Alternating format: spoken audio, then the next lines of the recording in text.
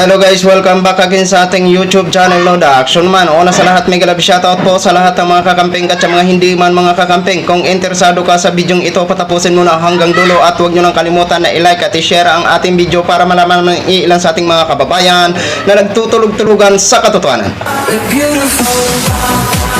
So muli naman nagbabalik ang nag-iisa yung host na si The Action Man para magbigay ng komentaryo at reaction sa mga mainit ng issue ng bayan. So ito ho mga ka-action, mga kakampeng, no, kailangan po natin na bayubuin ito si Mig Zubiri. Mukha yatang hindi na naman ito patas si Mig Zubiri. Mga ka-action, mga kakampeng, nakakainis lang ho mga ka-action, mga kakampeng. Ang kaso ni Mr. President Bongbong Marcos laban sa binibintang nila at si Marcel Soriano ay ginaprubahan sa Senado. Dininig, inimbestigahan sa komite ni Bato de la Rosa, no? National issue din 'yan. National issue din po 'yan. At kailangan din po 'yan malaman. Pero ang nakakainis ho dito, yun yung sana ang talagang hindi lang national issue, kung hindi para talaga po ito sa bayan. Pero anong ginawa ni Mig Zubiri? 'Di ba? Ni-reject niya ang nasabing proposal ni Senadora Risa Hontiveros na yun sana ang pinaka-importante para sa bayan, 'di ba? Kaya nagiging bias ho siya. Dito sa kaso ni Mr. President at Maricel Soriano daw, inaprubahan nila na maimbestigahan sa Senado. Pero yung proposal ni Senadora, hindi nila inaprubahan. Ito po. Basahin po natin to mga ka-action, mga kakamping, ha? Basahin po natin muna ito. Tapos itong kay Mig Zubiri. Ayan. Ayan yung picture ni Mig Zubiri. Ayan, ha? Basahin ko na mga ka-action, mga kakamping. Dito po ito sa Impact Leadership. Zubiri reject Senate inquiry and Duterte's gentleman's agreement with China. Senate President Mig Zubiri is not keen on conducting a Senate inquiry into the gentleman's agreement between former President Rodrigo Duterte and China, saying he does not want it to be a political circus or witch hunt.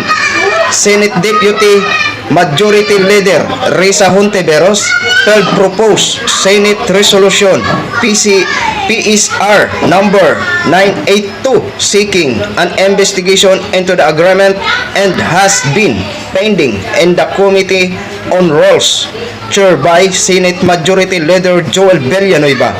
Aside from Zubiri, Senators Francis Tolentino and Robin Hood Padilla have previously opposed Hontiveros' call for an inquiry into Duterte secret deal with China. Meanwhile, House Speaker Martin Romualdez said the House of Representatives will push through with its investigation into the gentleman's agreement in the West Philippine Sea and growing concern about its impact on the country, sovereignty and territory. Ayan, ha. Ito po ang Mig Zubiri. Ayan, basahin ko itong sa picture niya sa baba, ha. I don't want this to be a political circus on which hunt. Kasi kung kaaway mo ang China, sasabihin sa grupo mo pro-Marcos. Pro-Marcos kayo. Kapag kampihan mo ang China, pro-Duterte. Ito parang naging political na. Yan ang sabi ni Mig Zubiri. Alam niyo ang pagkakaiba sa Senado at saka sa Kongreso. Mas maganda pa nga sa Kongreso kasi nagkakaisa agad ho sila. Kaya mabilis agad na maimbestigahan ang isang tao kung may gustong ipapatawag. So alam naman po natin na ipapatawag ito si dating Pangulong Duterte sa House of Representatives. Okay?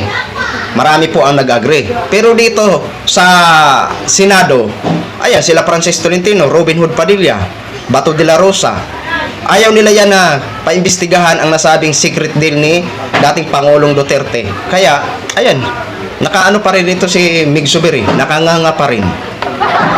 Hindi inaproban ang proposal ni Senadora Risa Hontiveros na para sana sa bayan, para din sa West Philippine Sea yun. Di ba? Di ba ang saklap? Ano na nangyari sa iyo, Mig Zubiri? Yun yung sana ang dapat pukusan kasi para yun sa bayan. 'Di ba? Pero yung ano diyan, yung kay Maricel Soriano at kay Mr. President inapruban nyo. 'Di ba? Puro naman tumaritis si Bato de la Rosa eh. 'Di ba? Hindi natin alam kung kanino. Kasi naniniwala siya sa PDEA documents. Tapos, naniniwala naman siya sa dokumento na ni Morales na authenticate daw. Di ba? Saan ka ba talaga, Bato de la Rosa? Hindi namin malaman. Di ba? Kung sino ba ang pinapanigan mo. Puro marites. Sa totoo lang. Wala naman kayong sapat na ebidensya. Di ba? Ito, national issue din yan. No? National issue din yan. Pero ang pinaka-importante talaga, yung problema dyan sa West Philippine Sea. Bakit hindi inapruban ito ni Mig Zubiri? Di ba? Bakit ba pag ay inapruban mo to, sabihin mo na makamarcos ka? Di ba? Pag inanuhan mo yung China, puro Duterte ka. Hindi yan pinag-uusapan ang ganyan mga sitwasyon, Mig Zubiri. Mawalang galang na po sa iyo ha. Hindi po yan ganyan ang sitwasyon. Hindi yan kailangan natin kumpara-kumpara. Ang gusto natin dito, ang maimbestigahan ang secret deal. Ha? Ganun po yun. Para sa bayan. Di ba? Dahil ang nakataya ho natin dito, ang isa na ang bakuran ho natin sa West Philippine Sea.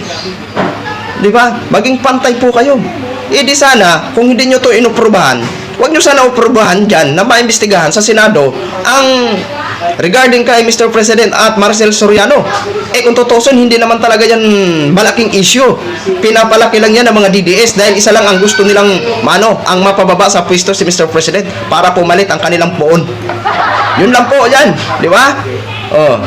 Dapat maging patas ho kayo dyan. Nakakainis lang ho na mga ganitong sitwasyon. Nakakainit ng ulo. Sa totoo lang. Ito dapat ang importante, Mig Zubiri, ha? Ito, ang proposal ni Senadora Risa Hontiveros. Takot ba kayo kay dating Pangulong Duterte? Ha? Takot ba kayo na ipaharap dyan sa Senado si dating Pangulong Duterte? Ginawa niya to eh. Kailangan niya panagutin. Kailangan niya magpaliwanag dyan sa Senado. Dapat dyan siya magpaliwanag sa Senado. Aside from, Congress. Di ba? Para malaman ng taong bayan kung paano siya magpaliwanag at kung paano niya malusutan ang gusot na ito. Di ba? Dahil ito ay problema po ito. Malaking issue po ito. Secret deal po ito. Di ba? Niloko ho tayo ng ilang taon. Di ba? Isa po itong pagtataksil, Mig Zubiri, ang ginawa ni dating Pangulong Duterte na nagkaroon ng secret deal dyan sa West Philippine Sea. Sana maging patas ka po ha. Huwag ka po maging bulag-bulagan. Paninindigan mo ang pagiging President Senate mo dyan. Hindi yung kung sino lang ang paboran nyo, yun lang yung nyo. Paano pa na may Senado? Di ba? Talo pa kayo ng Kongreso eh. Kapag may gusto silang ipatawag dyan sa Congress, sige na, automatic, magkaisa agad sila. Pero dyan, daming chichiburuchi. Di ba? Andiyan pa yung mga senador dyan na iilan dyan ng mga ayaw imbestigahan ang mga kaibigan nila dyan. Di kung ganun lang naman na may pinipili pala kayo dyan sa Senado, mas maganda pang walain na ang Senado. Kasi hindi naman pala kayo pantay eh. Di ba? Para ano pa na may Senado? May pinipili din lang pala kayo na gusto nyong imbestigahan dyan. Di ba? Di ba mga ka-action, mga kakamping? Para sa kayong tanungin ko, tama ba itong ginawa ni Mig Zubiri? Ni-reject niya ang proposal ni Senadora Risa Hontiveros. Samantala, national issue yun. Para sa bayan yun. Yung secret deal na yan na gusto paimbestigahan ni Senadora Risa. Ang secret deal ni dating Pangulong Duterte. Ni-reject niya po. Pero itong kay Mr. President at kay Maricel Soriano, inapruban niya na maimbestigahan sa Senado. Di ba? Dapat patas. No? At wala kayo dyan papalagpasin. Kung may gustong paimbestigan nyo. Hindi yung dami pang sichiburuchi. Diyos ko po. So yun lang ho mga ka-action, share ko lang ho sa inyo.